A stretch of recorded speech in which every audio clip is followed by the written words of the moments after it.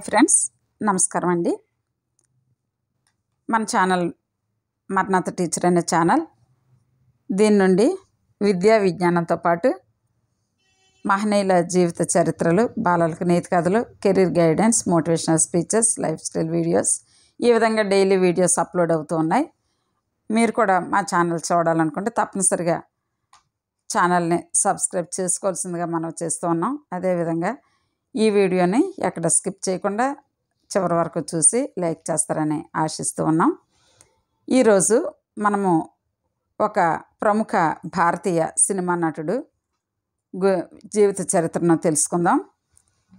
మరి please subscribe and like.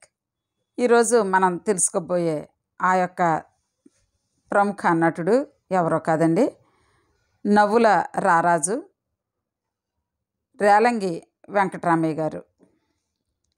రేలంగిగా పేరుగాంచిన Relangi Venkataramayya August 9, 1910 1910లో జన్మించారు. నవంబరు 27, 1975లో మరణించారు. పద్మశ్రీ అవార్డు పొందిన మొదటి హాస్య నటుడు.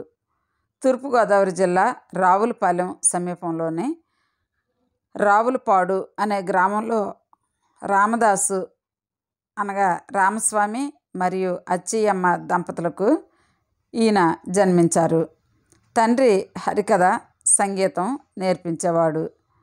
చిన్నతనంలో తండ్రి దగ్గర ఈ విద్యలు నేర్చుకున్నారు.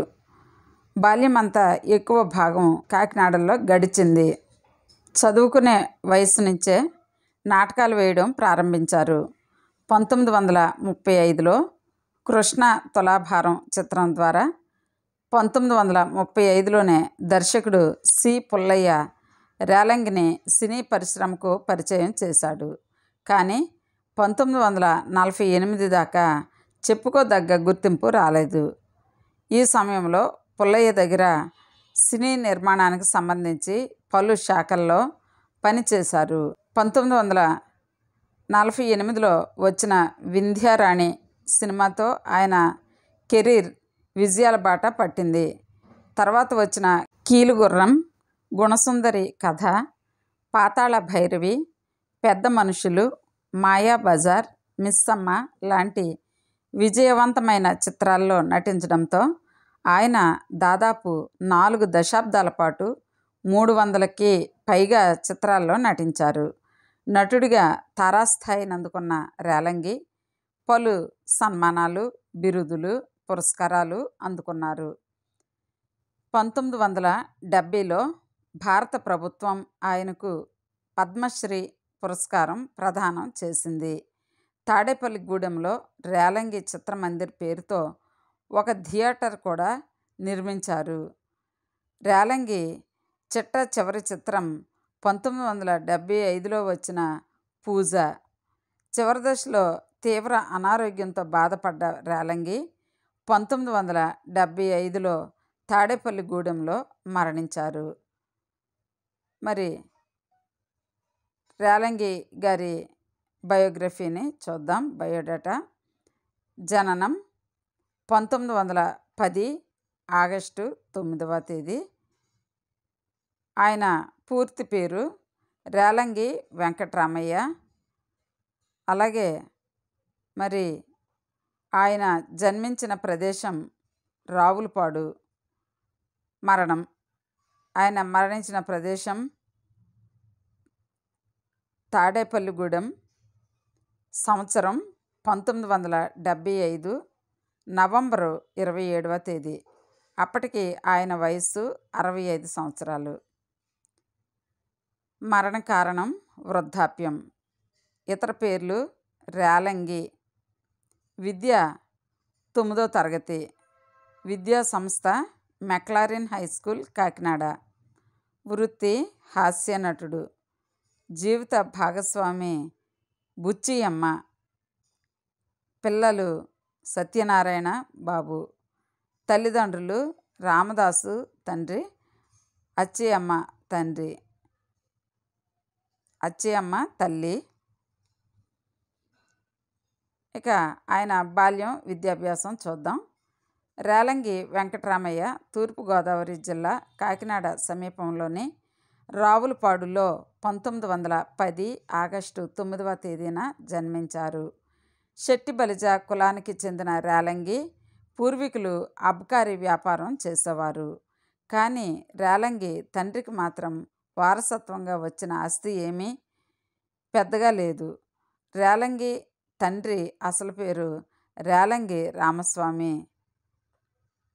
ఒక పాఠశాలలో సంగీత మాస్టర్గా పనిచేస్తూ హరికథలు, సంగీతం నేర్పించేవారు. అందుకని ఈయన్ను దాసు అని, తర్వాత రామదాస్ అని పిలవడం ప్రారంభించారు. తల్లి అచ్చయ్యమ్మ వీరికి వెంకట్రామయ్య ఒక్కడే సంతానం. ఈమె రేలంగి 3 సంవత్సరాల వయసులోనే మరణించింది. రామస్వామి భార్య చెల్లెలైన గౌరమ్మను వివాహం చేసుకున్నారు. రేలంగి చిన్నతనం నుండి తన తండ్రి దగ్గర సంగీతం, హరికథలు నేర్చుకుంటూ పాటలు, పద్యాలు పాడడంలో మంచి పేరు తెచ్చుకున్నారు. కాకినాడలోని మెక్లారిన్ పాఠశాలలో చదువుకున్నారు. రేలంగి రూపం చూసి తండ్రి ఆయనను పోలీసును చేయాలని ఆశపడ్డారు. ఏమీ తెలియని వయసులో రేలంగి అందుకు సంబరపడినా నెమ్మదిగా అతని దృష్టి నాటక రంగం వైపు మళ్ళింది. దాంతో చదువు సజావుగా సాగలేదు. రామదాసు ఆర్థిక పరిస్థితి కుమారుడిని పై చదువులు చదివించే స్థోమత లేకపోయినా ఎంఎస్ఎన్ చారిటీస్ సహాయంతో చదివించాలనుకున్నాడు. కానీ వాళ్ళు మార్కులు బాగా రావాలని షరతు విధించారు. కానీ రేలంగి మాత్రం చదువు కన్నా నాటకాల మీదనే ఆసక్తి ఎక్కువగా కనపరిచేవారు. తండ్రి కూడా తన కొడుకు బాగా చదువుకొని ఉద్యోగం చేసుకొని ప్రశాంతంగా జీవించాలని ఆశించిన కొడుకు నటనపై ఉన్న ఆసక్తిని చూసి ఏమీ అనలేక తటస్థంగా ఉండిపోయారు. దాంతో ఆయన చదువు 4వ ఫారం అనగా ప్రస్తుత ప్రమాణాల ప్రకారం 9వ తరగతిలో ఆగిపోయింది. నాటక రంగం. ఒకసారి రామదాసు కొడుకుని యంగ్ మెన్ హ్యాపీ క్లబ్ వేస్తున్న రఘుదేవ రాజీయం అనే నాటకానికి తీసుకుని వెళ్ళారు. అది రేలంగికి బాగా నచ్చింది. తాను కూడా నాటకాల్లో నటించాలనే కోరిక పుట్టింది.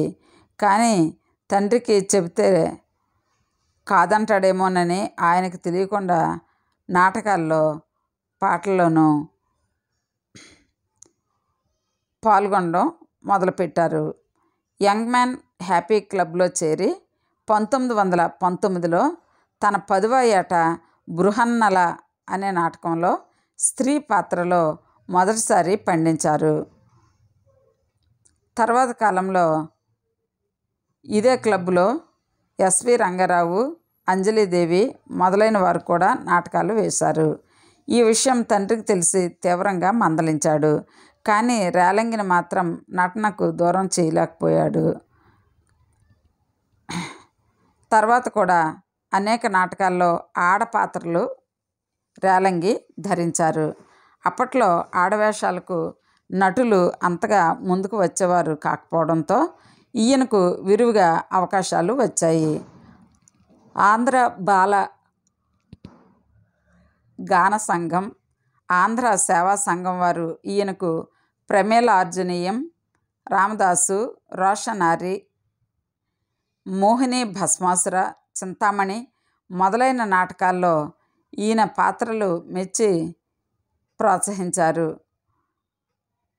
ప్రమేలార్జునీయంలో సుయోగుడు, చింతామణి నాటకంలో సుబ్బిశెట్టి, చింతామణి తల్లి శ్రీహరి పాత్రలు, విప్రనారాయణలో శ్రీనివాసుడు, శ్రీకృష్ణ తులాభారంలో వసంతకుడు,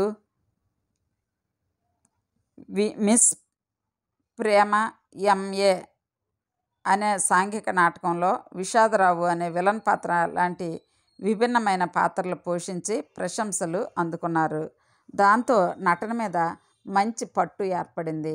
కొంతమంది మిత్రులతో కలిసి నాట్యమిత్ర మండలి అనే పేరుతో ఒక నాటక సంస్థను స్థాపించారు. ఈ సమాజం వాళ్ళ తొలి నాటకం శ్రీరామ నవమి పర్వదినాన తెనాలిలో ఏర్పాటు అయినది. ఈ నాటకం రక్తి కట్టింది. కానీ నాటకం కోసం తెచ్చిన ఈ నాటకం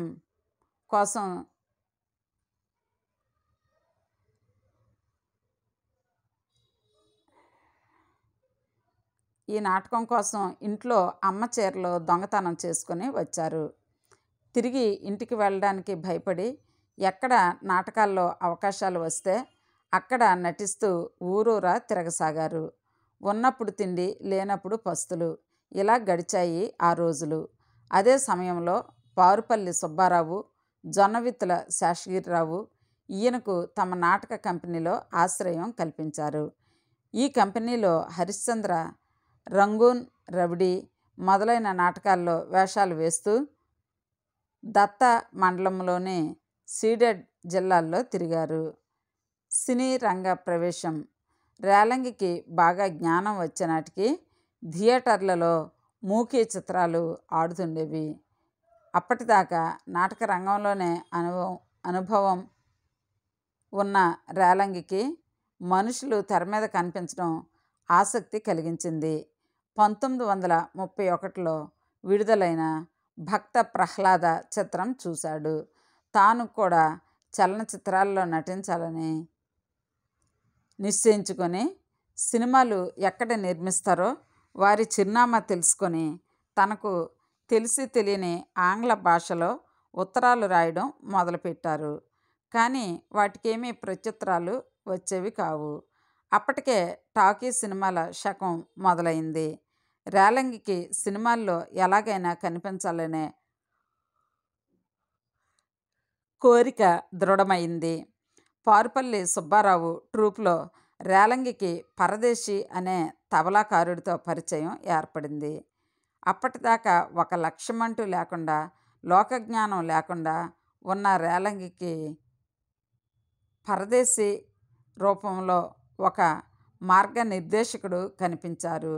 తల్లిదండ్రులను వదిలి వచ్చేసి తాను తప్పు చేశాడని తెలుసుకొని తిరిగి ఇంటికి వెళ్ళి తల్లిదండ్రులను క్షమించమని క్షమాపణ వేడుకొని ఇక మీదట బుద్ధిగా వాళ్ళు చెప్పినట్టే నడుచుకుంటానని చెప్పాడు.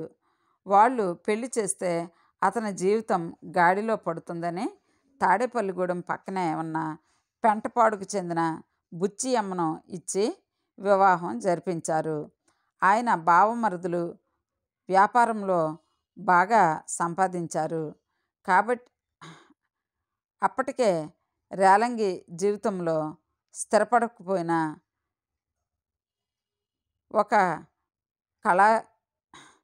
ఒక కళాకారుడిగా అతన్ని గౌరవించారు బావమరుదులు. భార్య తరపున ఎంత సంపద ఉన్నా స్వంత కాళ్ళ మీద నిలబడి ఆమెను బాగా చూసుకోవాలనుకున్నారు రేలంగి. మళ్ళీ నాటకాలు వేయడం మొదలుపెట్టారు. వచ్చిన కొద్దో గొప్పో డబ్బును భార్య చేతిలో పెట్టేవారు. ఆమె కూడా నటీనటుల జీవితాలు ఎలా ఉంటాయో ఎరిగొనడం చేత సర్దుకొని పోగలిగింది. మొదటి అవకాశం. కొద్ది రోజులకు నాటకాల్లో అవకాశాలు కూడా సన్నగిల్లాయి. రేలంగికి మాత్రం నటనపై మోజు అంతకంతకు పెరుగుతూనే ఉంది. అంతకంతకు ఇది ఇంకా పెరిగి కొద్ది రోజులకు పరదేశికి కలకత్తాలో సి. పుల్లయ్య దర్శకత్వంలో రూపొందుతున్న లవకుశ సినిమాలో అవకాశం వచ్చింది. పరదేశితో పాటు తాను కూడా కలకత్తా వస్తానన్నాడు. కానీ ఆయన మాత్రం తాను అక్కడ కుదుర్చుకున్న తరువాత అతని కోసం అవకాశాలు వెతుకుతానని మాట ఇచ్చారు.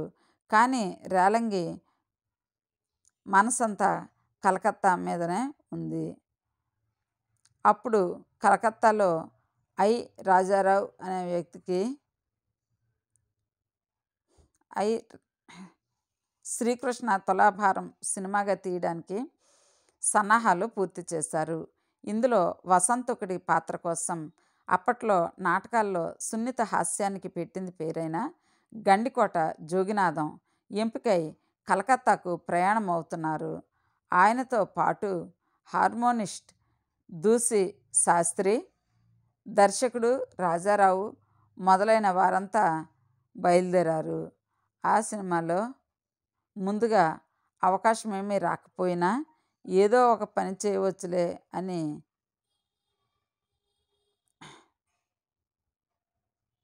రేలంగి కూడా ఇంట్లో వాళ్ళను భార్యను ఒప్పించి వాళ్ళతో పాటు బయలుదేరారు. కలకత్తా వెళ్ళగానే నిర్మాత దగ్గరికి వెళ్ళి ఆ సినిమాలో ఏదో ఒక వేషం ఇమ్మని అడిగారు. అప్పటికే ప్రధాన పాత్రలు నిర్ణయం అయిపోవడంతో రేలంగి కొద్దిసేపు మాత్రమే కనిపించే వసుదేవుడు, చాకలివాడు, గొల్లవాడు లాంటి 3 పాత్రల్లో నటించారు. ఈ సినిమాకి గాను రేలంగికి 4 నెలల బస, భోజనం పెట్టి ₹70 పారితోషికం ఇచ్చారు. 1935లో నిర్మించిన ఈ చిత్రం రేలంగికి మొదటి చిత్రం కాదు. రేలంగికే మొదటి చిత్రం కాదు. జోగినాథానికి, కాంచనమాలకి, ఋష్యాంధ్రమణికి, కపిలవాయి రామనాథ శాస్త్రికి, ఇది లక్ష్మీరాజ్యానికి ఇది మొదటి సినిమానే. కానీ ఈ సినిమా ఆర్థికంగా పరాజయం పొందడం వల్ల రేలంగి ధరించిన పాత్రలు బొత్తిగా ప్రాధాన్యం లేకపోవడం వల్ల సరైన గుర్తింపు దొరకలేదు. మరే చిత్రంలోనూ అవకాశం లభించలేదు. దాంతో చేతికందిన డబ్బు తీసుకొని కలకత్తా వదిలి మళ్ళీ కాకినాడకు వచ్చేసి మళ్ళీ నాటకాల్లో వేషాలు వేయడం ప్రారంభించారు. పుల్లయ్య గారి నీడలో సి. పుల్లయ్య గారు దగ్గర లవకుశ సినిమాకు పనిచేసిన రేలంగికి ఆత్మీయుడు. ఆయన పరదేశికి మళ్ళీ ఆయన దర్శకత్వంలో రూపొందుతున్న అనసూయ ధ్రువ విజయం అనే సినిమాలో అవకాశం వచ్చింది. ఎలాగైనా పరదేశి ద్వారా పుల్లయ్య దగ్గర అవకాశం సంపాదించుకోవాలి అనుకున్నాడు. దాంతో ఆయన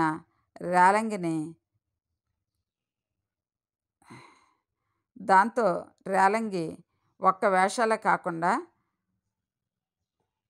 రేలంగిని కూడా కలకత్తాకు తీసుకువెళ్ళి పుల్లయ్యకు పరిచయం చేశారు.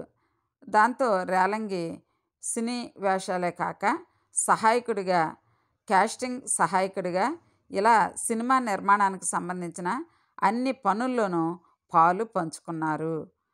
అనసూయ ధ్రువ విజయంలో రేలంగి ఇంద్రుడి వేషం వేశారు. ఈ సినిమా తర్వాత రేలంగి పుల్లయ్య దగ్గరే 15 ఏళ్ల పాటు ప్రొడక్షన్ అసిస్టెంట్గా, సహాయ దర్శకుడిగా, కాస్టింగ్ అసిస్టెంట్గా, ప్రొడక్షన్ మేనేజర్గా గొల్లభామ, ఇది 1947 చిత్రం. ఈ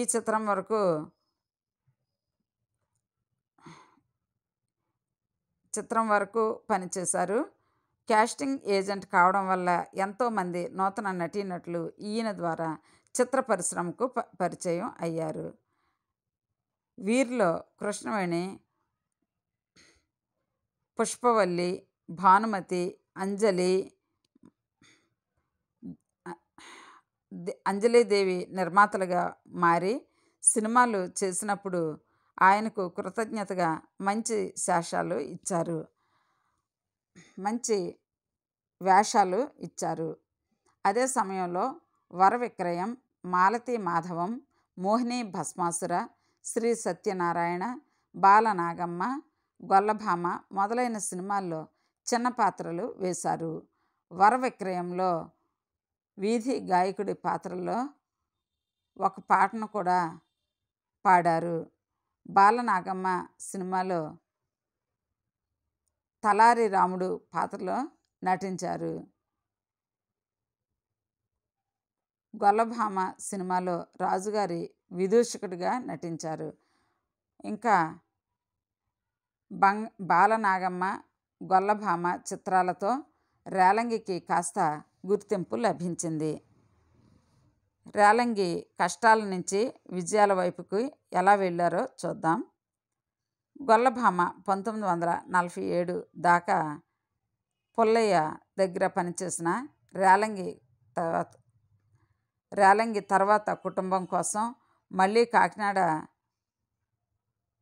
వెళ్ళిపోవలసి వచ్చింది. అక్కడే ఉంటే సంసారం ఎలా నెట్టుకు రావాలో తెలియక సినిమాల్లోనే తాడో పేడో తేల్చుకుందామని కుటుంబ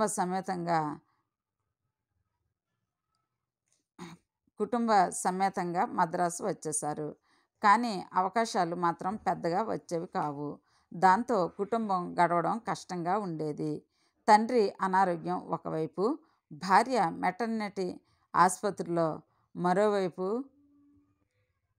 చేతిలో సరిపడా డబ్బులు ఉండేవి కావు. ఆసుపత్రిలో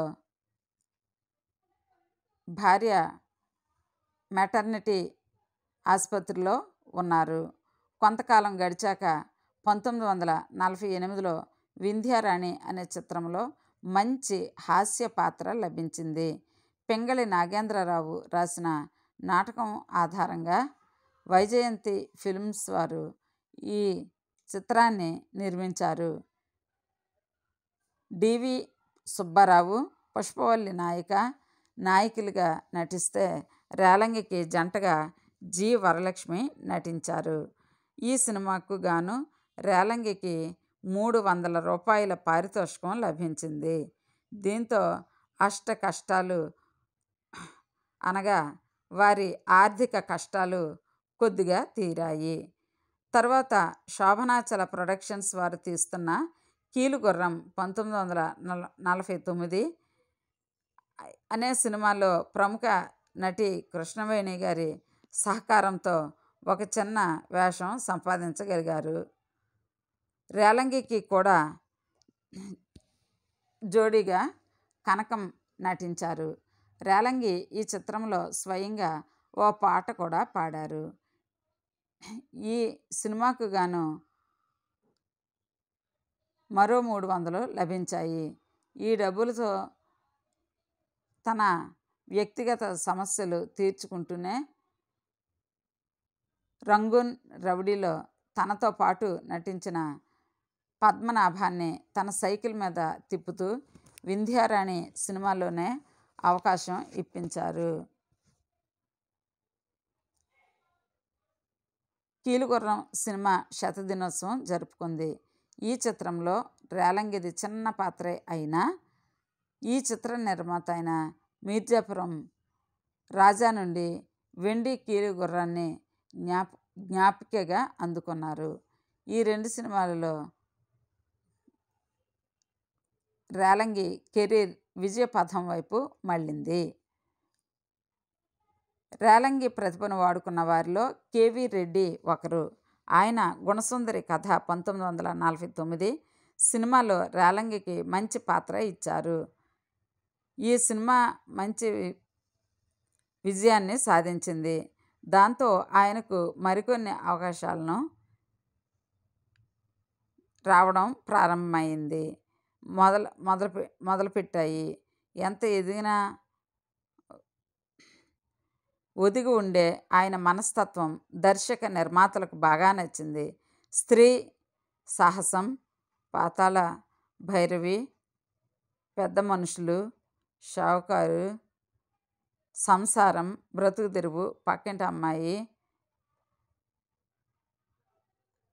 మొదలైన చిత్రాలతో ఆయనకు మంచి పేరు, అంతేకాదు పేరుతో పాటు గొప్ప ప్రఖ్యాతులు కూడా లభించాయి రేలంగి గారికి.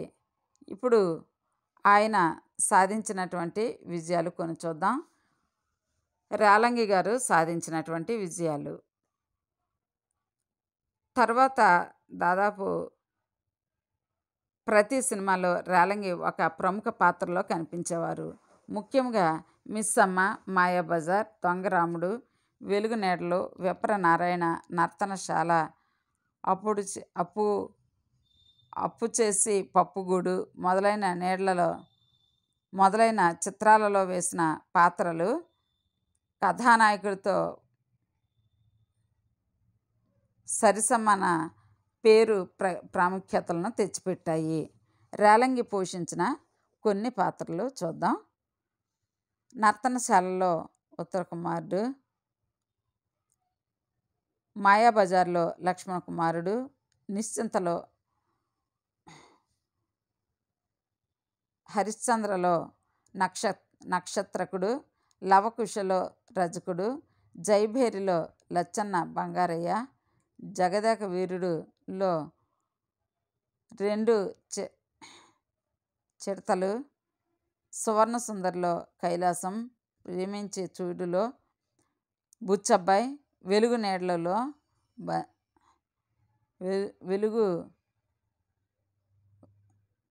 వెలుగు నీడలు అనే సినిమాలో వెంగళప్పగాను, అప్పు చేసి పప్పుకూడులో భజ గోవిందమ్మగాను, మిస్సమ్మలో దేవయ్యగాను ఈయన నటించారు. రేలంగి సరసన సూర్యకాంతం, గిరిజ ఎక్కువ నటించేవారు. రేలంగి నటుడిగా మాత్రమే కాకుండా కొన్ని చిత్రాలలో పాటలు కూడా పాడేవారు. ఆయన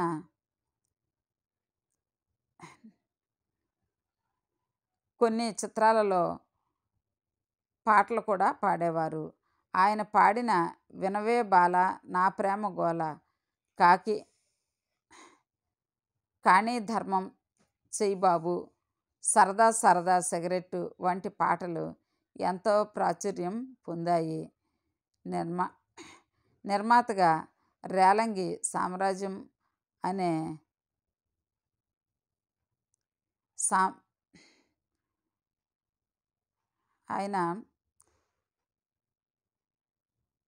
సామ్రాజ్యం అనే చిత్రాన్ని నిర్మించారు. ఈ చిత్రం హాస్య నటుడు రాజబాబుకు మొదటి చిత్రం. ఇక ఆయన కెరీర్ చివరి రోజులు చూద్దాం. రేలంగికి పేరు, డబ్బు వచ్చిన తర్వాత తోటి హాస్య నటులకు అవకాశం కల్పించడం కోసం తన చిత్రాలను బాగా తగ్గించుకున్నారు. ఇలా అవకాశం దక్కించుకున్న వారిలో చలం, పద్మనాభం మొదలైన వారు ఉన్నారు. అంతేకాకుండా ఉత్తమ హాస్య నటుడికి ఇచ్చే పురస్కారాల పోటీల నుంచి స్వచ్ఛందంగా తప్పుకున్నారు. వృద్ధాప్యం మీద పడిన, కీళ్ల నొప్పులతో బాధపడుతున్న, పారితోషికం గురించి పట్టింపు లేకుండా కాలక్షేపం కోసం చిన్న చితకా వేషాలు వేస్తూనే ఉండేవారు.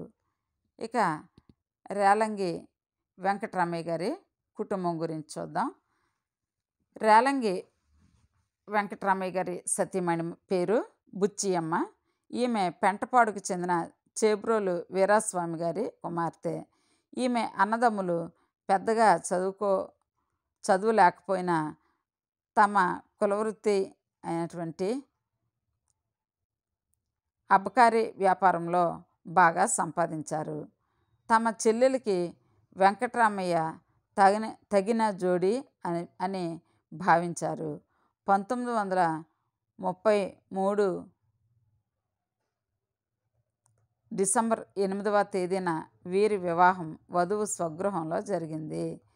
పెళ్లి సమయానికి బుచ్చియమ్మ రేలంగి కన్నా 15 ఏళ్ళు చిన్నది.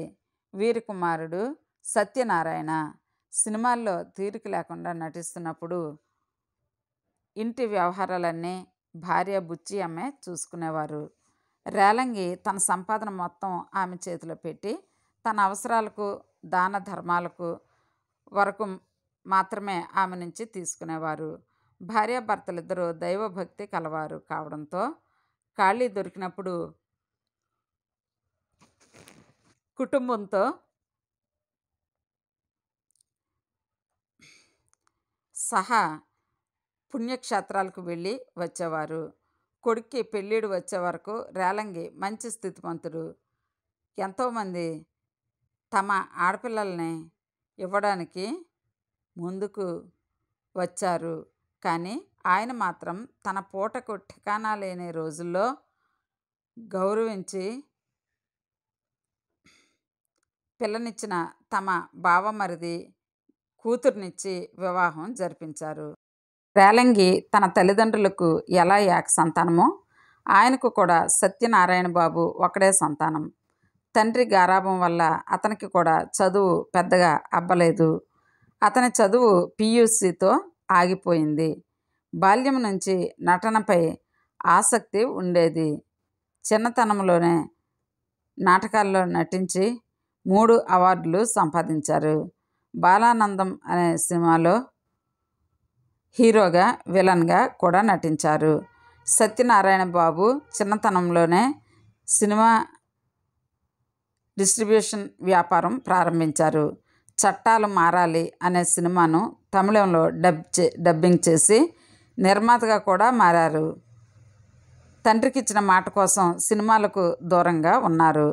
1958లో కుసుమ కుమారితో సత్యనారాయణ బాబు పెళ్ళి జరిగింది.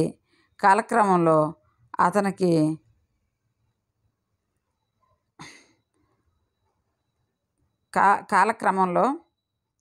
తండ్రికిచ్చిన మాట కోసం సినిమాలకు దూరంగా ఉన్నారు. 1958లో కుసుమ కుమారితో సత్యనారాయణ బాబు పెళ్లి జరిగింది. కాలక్రమంలో అతనికి 2 కొడుకులు, 5 కూతుర్లు కలిగారు. సత్యనారాయణ బాబు డిసెంబర్ 26, 2013న హైదరాబాదులోని ఓ ప్రైవేట్ ఆసుపత్రిలో కన్నుమూశారు. సత్యనారాయణ కొడుకులిద్దరూ ఉన్నతోద్యోగాల్లో స్థిరపడ్డారు. పెద్దల్లుడు మెదక్ జిల్లా సదాశివపేట చైర్మన్గా పనిచేశారు. బుచ్చి అమ్మ భర్త మరణానంతరం దాదాపు 3 దశాబ్దాల పాటు జీవించింది. తాడేపల్లిగూడెంలో రేలంగి కట్టించిన విశాలమైన ఇంటిని కొడుకు అమ్మేసేదాకా ఆమె అక్కడే జీవించారు. ఒక్క థియేటర్ తప్ప భర్త సంపాదించిన అపారమైన సంపద అంతా ఆమె కళ్ళ ముందే కరిగిపోయింది. చివరి దశలో రేలంగి చిత్రమందిర్ వెనకాల ఉన్న అతిథి గృహంలో నివసించేవారు. ఈమె 2004లో మరణించారు. విశిష్టత: రేలంగి ఎన్నో కళాశాలలకు విరాళాలు ఇచ్చేవారు. ఎందరికో వివాహాలకు సహాయం చేసేవారు.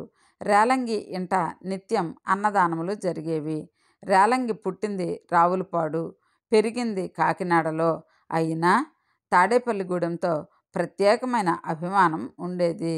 అందుకు కారణం ఆ ఊరి ప్రజలు ఆయనపై చూపిన అభిమానం. వారి కోసం ఏమైనా చేయాలనుకున్నారు. ఊరి ప్రజలకు సినిమాలపై ఆసక్తి మెండు. ఆయన పెద్ద నటుడైన తర్వాత తన సినిమా విడుదలైతే మొదటి రోజున చూడాలని ఉబలాట పడేవాళ్ళు. అందుకని అక్కడే అత్యాధునిక సదుపాయాలతో సినిమా థియేటర్ నిర్మించాలనుకున్నారు. అనేక వ్యయ ప్రయాసలతో కూడుకున్న ఈ పనికి పూనుకున్న రేలంగిని కొంతమంది శ్రేయోభిలాషులు వారించారు. కానీ రేలంగి మాత్రం వారి మాటలు లెక్క చేయలేదు. అలా రేలంగి చిత్రమందిర్ నిర్మాణం ప్రారంభమైంది. తాను చిత్రీకరణల్లో విరామం లేకుండా ఉండటంతో ఆయన తన కుమారుడికి ఈ బాధ్యత అప్పచెప్పారు. ఈ పని కోసం ఆయన మద్రాసు నుంచి కుటుంబంతో సహా తాడేపల్లిగూడెంకు వచ్చి స్థిరపడ్డారు. నిర్మాణానికి అనుకున్న దానికంటే ఖర్చు చాలా ఎక్కువైంది. చివరికి 1962లో ఈ థియేటర్ నిర్మాణం పూర్తయింది.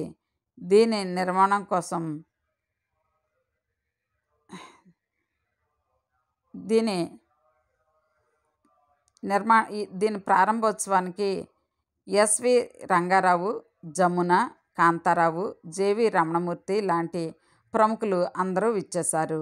దర్శకుడు కెవి రెడ్డి రిబ్బన్ కత్తిరించారు. రేలంగి గురువు సి పుల్లయ్య గారు మొదటిసారిగా ప్రాజెక్టర్ ఆన్ చేశారు.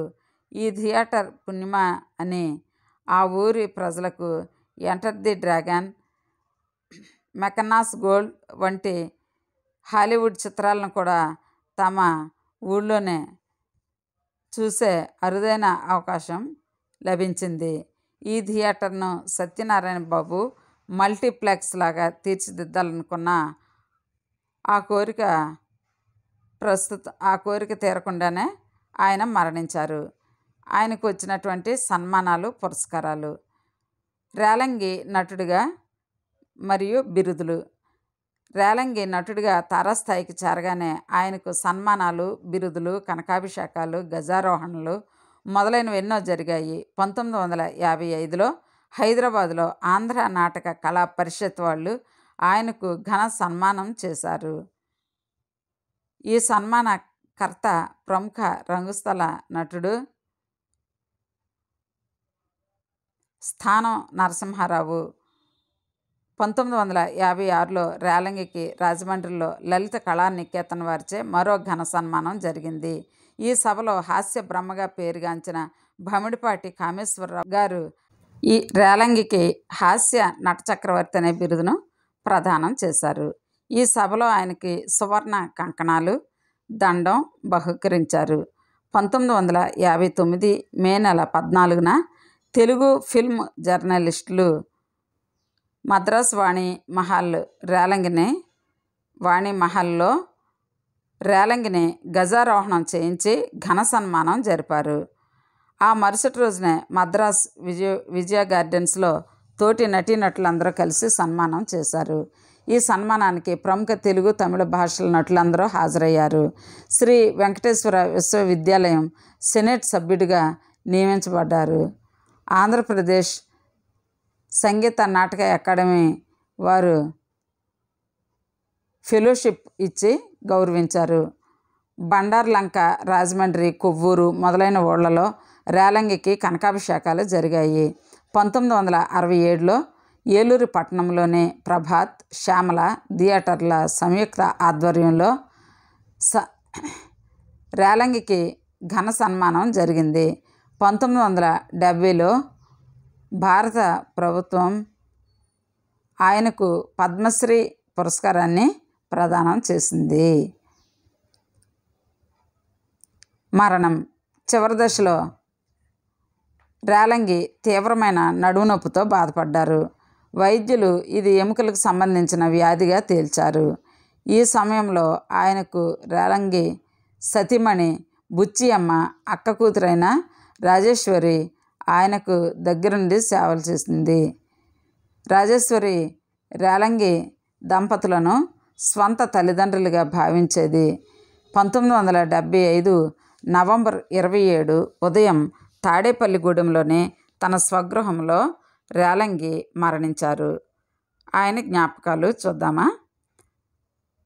రాజమండ్రి గోదావరి గట్టున గౌతమి నందనవనం దగ్గర గౌడ షెట్టిబలిజ సంఘం ఆధ్వర్యంలో హాస్య నట చక్రవర్తి పద్మశ్రీ రేలంగి వెంకటరామయ్య నిలువెత్తు కాంస్య విగ్రహం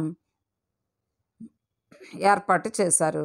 ఈ విగ్రహాన్ని 2024 సెప్టెంబర్ 19వ తేదీన గురువారం రాష్ట్ర పర్యాటక, సాంస్కృతిక, సినిమాటోగ్రఫీ మంత్రి